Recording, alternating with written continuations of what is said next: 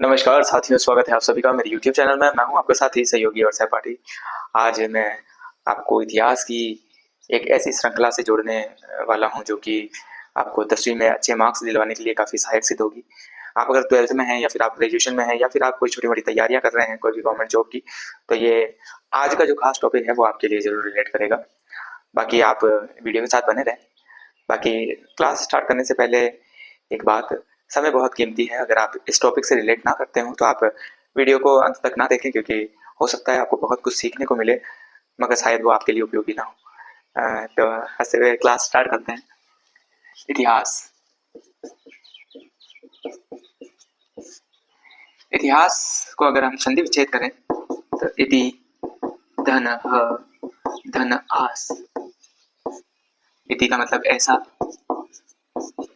हा का मतलब निश्चित रूप से,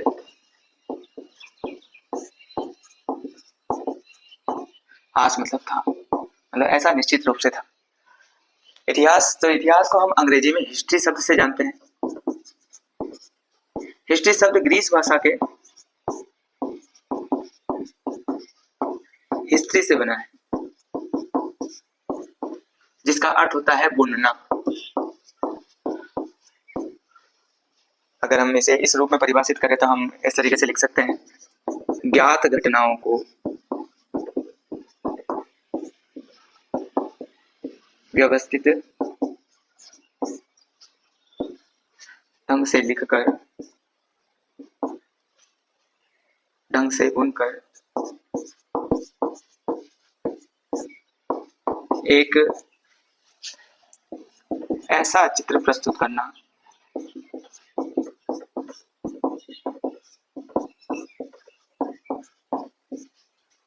जो सार्थक और सुसंबद्ध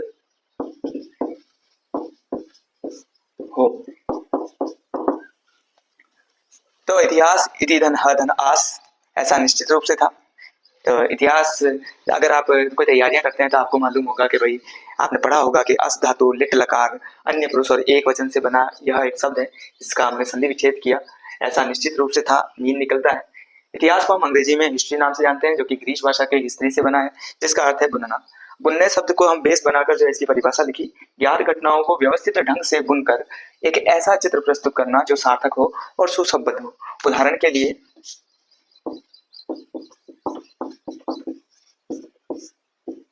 परंपराओं से प्राप्त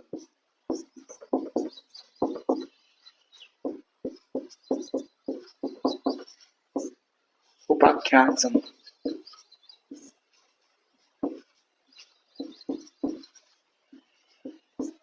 जैसे कि महाभारत या रामायण। आप जो है अगर हम देखें तो एक तरीके से ये बहुत ही व्यवस्थित आपके उपाख्यान या फिर आप इन्हें बड़ी नॉवल के रूप में जान सकते हैं। रामायण ये आज के टाइम में सार्थक भी है, सुसंबद्ध भी है, और आप इन्हें देखेंगे कि ये एक तरीके से आज के समय में किस तरीके से जो है रिलेट कर पाती है, हम इससे किस तरीके से सीख पाते हैं। और अगर हम इनकी बनावट को भी देखें तो कहीं पर भी टूटती फूटती नजर नहीं आती। मतलब आप रामायण को देखते हैं तो आप रामायण कोई बच्चे मतलब जन्म से लेकर उनके महानिर्वाण तक की जो है पूरी जो कहानी है वो एकदम क्रमबद्ध है, और उनके जीवन से काफी कुछ सीखने को मिलता है। इसी तरीके से महाभारत भी है, जिसके बीच में गीता भी आते हैं, तो गीता को पांचवा वेद कहा गया है, वो आगे पढ़ लेंगे हम। तो यहाँ पर हमने ये लिखा। अब बात कर लेते हैं कि भाई इतिहास को हम इतिहास रूप में जानने से पहले इतिहास के लिए लोगोग्राफी शब्द यूज होता था। प्रारंभ में इसके लिए लोगोग्राफी यूज होता था, जिसका अर्थ था घटनाओं का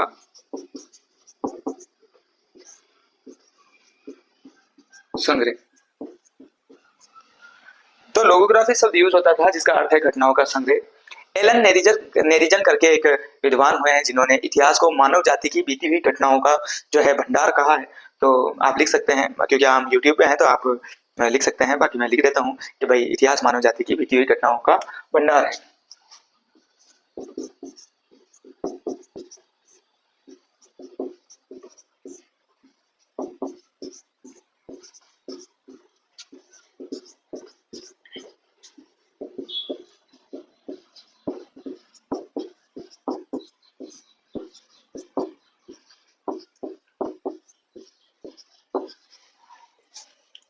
का भंडार है।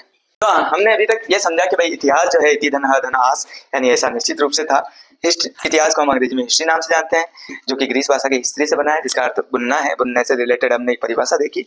उसके बाद में हमने उदाहरण देखा कि भाई परंपराओं से प्राप्त वाक्यांश समूह को जो है हम कहीं ना कहीं हिस्ट्री के रूप में पढ़ सकते हैं। हमने पाया कि भाई इतिहास को पहले जो शब्द यूज होता था वो लोगोग्राफी शब्द यूज होता था, घटनाओं का संग्रह।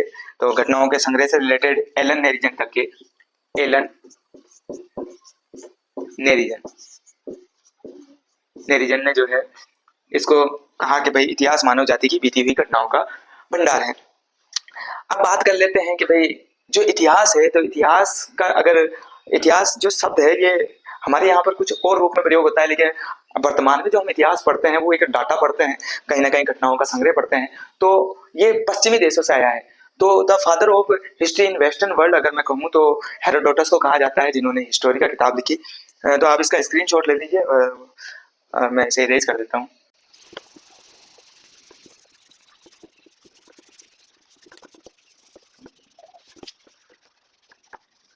हाँ जी, तो the father of history in western world, the father of history in western world Herodotus है।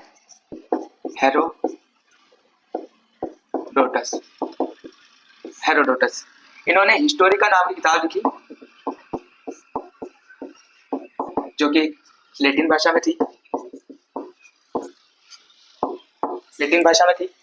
इन्होंने जो है हेरोडोटस ने हिस्टोरिका जो किताब लिखी, इसमें ही सबसे पहले इन्होंने हिस्ट्री शब्द का प्रयोग किया। रोम के महान विद्वान मार्कस टूलियस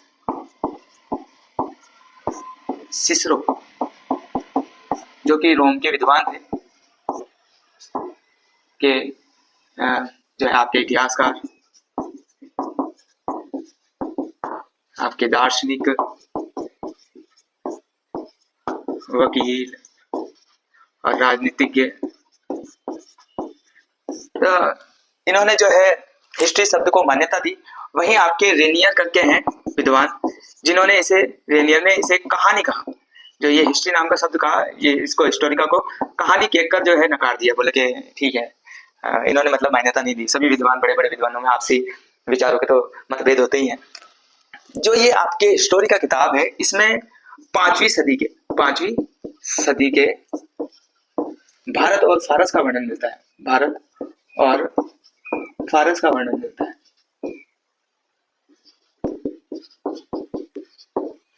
ठीक है भाई। तो अब जो है आपके जिस तरीके से the father of history in western world है, उसी प्रकार से आधुनिक इतिहास के पितामह,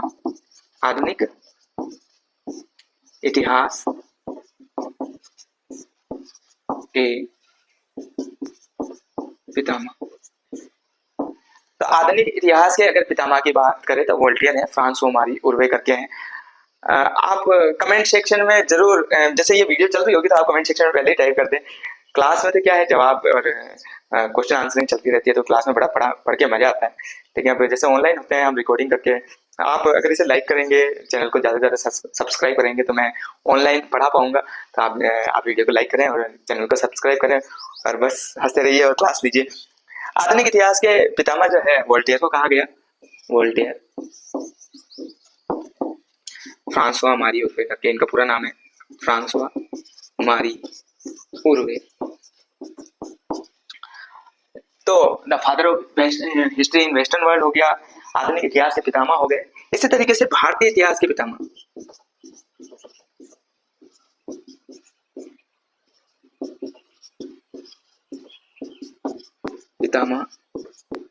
मेगस्थनीज को कहा जाता है, मेगस्थनीज।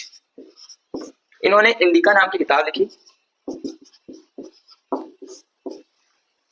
इंडिका नाम की किताब में इन्होंने जो है वाराणसी, जो कि गंगा और सोन नदी के किनारे पे स्थित एक बड़ा शहर था, जिसमें इन्होंने बताया कि 64 द्वार और 570 दुर्ग यहाँ पे मौजूद हैं, और इन्होंने इस तरीके से इसका वर्णन किया। तो भारतीय इतिहास के पितामह मेगस्थनीज को कहा जाता है।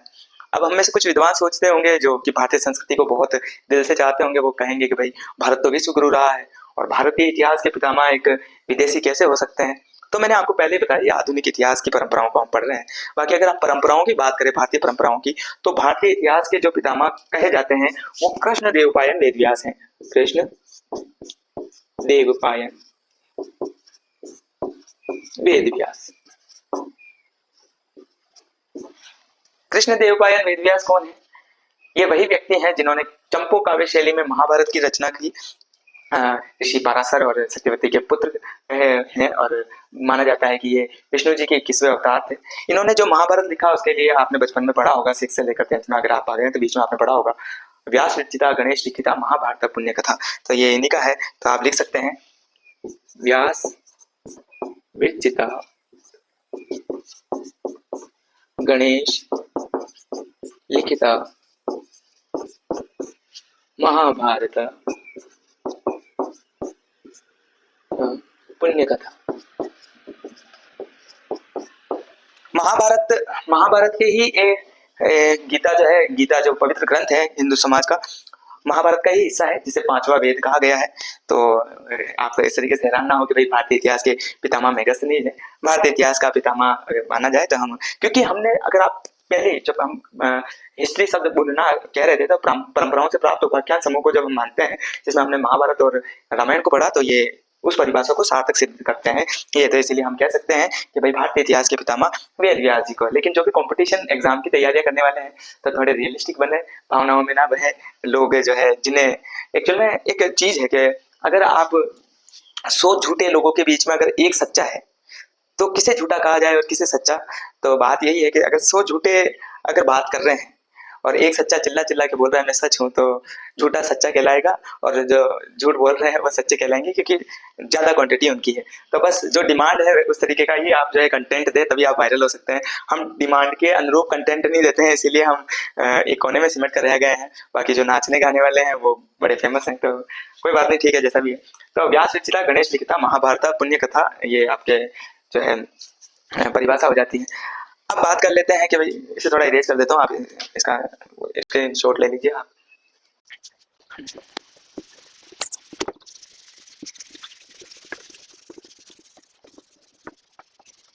तो इसमें कोई झूठ वगैरह की बात नहीं थी, ये आधुनिक है और वो पुरातन है। तो अब बात करते हैं भारत में इतिहास लेखन की परंपरा। भारत में इतिहास लेखन के जन्मदाता कौन है?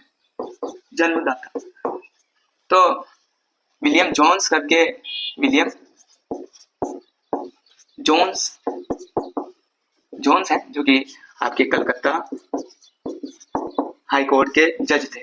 हाई कोर्ट के जज थे ये वही व्यक्ति हैं जिन्होंने 1793 ईस्वी में ये बताया कि भाई जो यूनानी संस्कृति में जो सेंड्रोकोटस या एंड्रोकोटस है वो एक्चुअल में चंद्रगुप्त ही है। तो ये बताने वाले विलियम जेम्स ही हैं।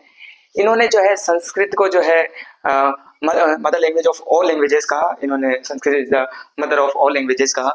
इन्होंने एक बार अभिज्ञान शाकुंतलम का मंचन देखा और इन्हें उसमें जो भाव दिखाई पड़े, तो इसके लिए उन्होंने देखा इस प्रकार के भी भाव हैं, इस तरीके के भी मानव के कृत्य होते हैं, या फिर अंतर्मन में ऐसी ऐसी भावनाएं हैं। तो उसे देखकर इनके मन में इतना चाव मतलब बना के इन्होंने संस्कृत को बहुत गहराई से समझा और फिर बहुत अच्छे से बहुत कुछ रचनाएं रची।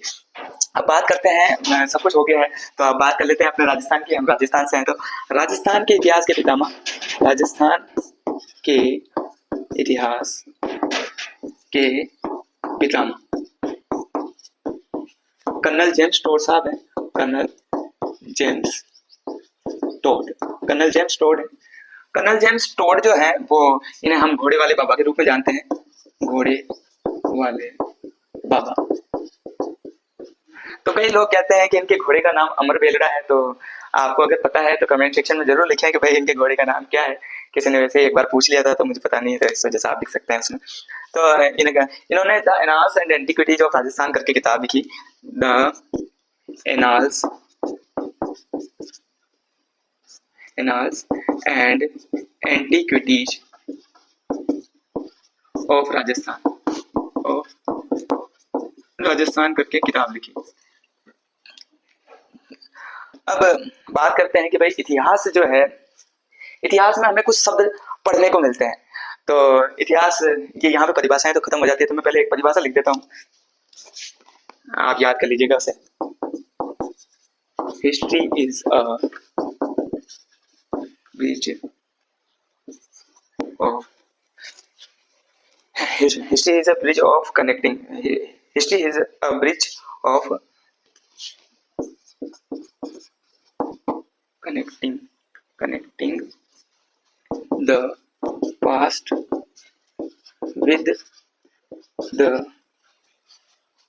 the past with the present and pointing the road of the future. History is a bridge of connecting the past with the present and pointing the road of the future करके परिभाषा है हिस्ट्री। ठीक है, आप इसे Google और कर लीजिएगा थोड़ी बहुत, वैसे ये ठीक परिभाषा है। History is a bridge of connecting the past with the present and Poynting the road of future. ठीक है, तो हम इतिहास में कुछ खास शब्द पढ़ते हैं, जैसे संस्कृति, सभ्यता, विरासत, कला। तो हम YouTube पे वैसे लिखने की जरूरत नहीं, लेकिन मुझे लगता है लिखना चाहिए, कहीं पे भी कोई और कसर नहीं छोड़नी चाहिए।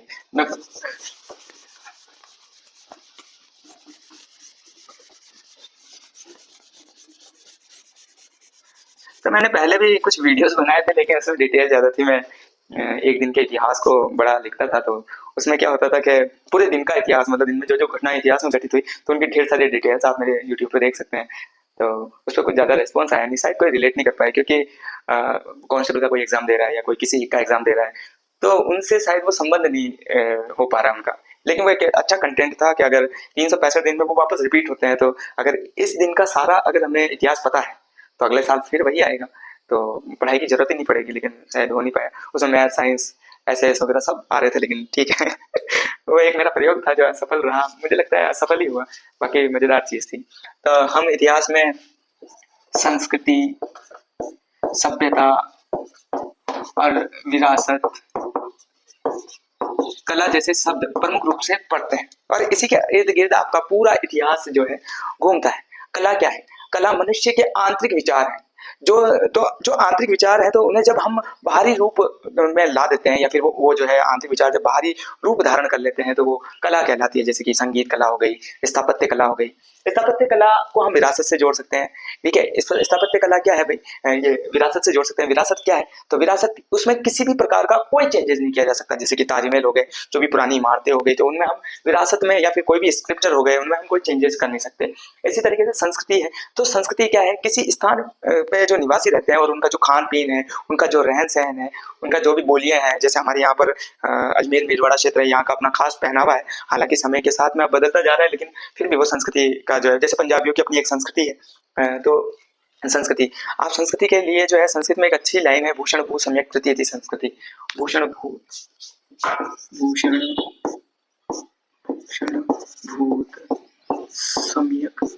सम्यक प्रति इति संस्कृति।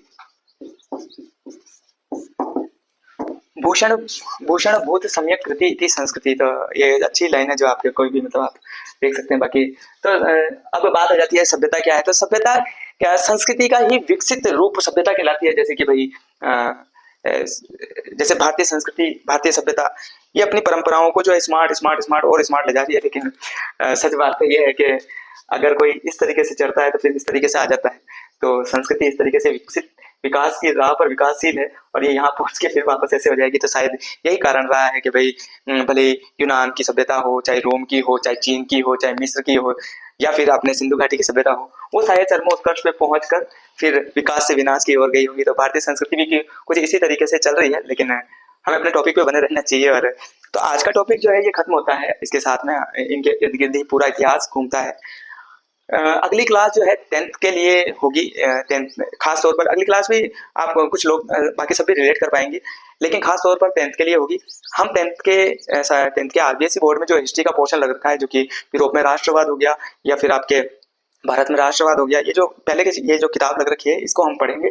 तो आप अगली क्लास में ज़रूर बने रहें, और बाकी अगर कोई तैयारियां कर रहे हैं तो आप भी बने रहें, क्योंकि कुछ खास चीज़ें आपको फिर से पढ़ने का मौका लगेगा। बाकी हंसते रहिए, मुस्कुराते रहिए, अपना ख्याल रखिए और बस जोरों शोरों से तैयारियां कीजिए, और जो भी जवाब चाहते हैं उन्हें मुंह तोड़ जवाब दीजिए। मिलते हैं नए वीडियो के साथ। नमस्कार।